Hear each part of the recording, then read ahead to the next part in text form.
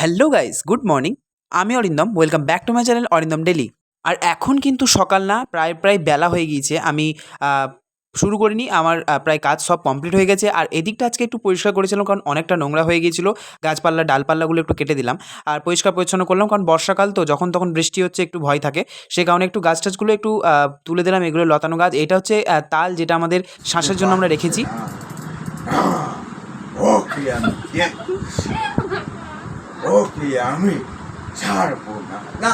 এটা হচ্ছে একটা বড় জ্বলন্ত উদাহরণ যে পেটে অ্যালকোহল পড়লে কিন্তু মানুষ কতই রকম প্রতিভাবান হয়ে ওঠে। আর আমি ছিলাম দুপুরবেলা দোকানে, আর তখন এসে কিন্তু এই মাতালটা কিন্তু মাথা খারাপ করছিল। তাই আমরা একটু মজা করে নিলাম। তারপর চলে গেলাম, কিন্তু দোকানে একটা পার্সেল ছিল, তাই দুটো পার্সেল আমি ছেড়ে নিলাম।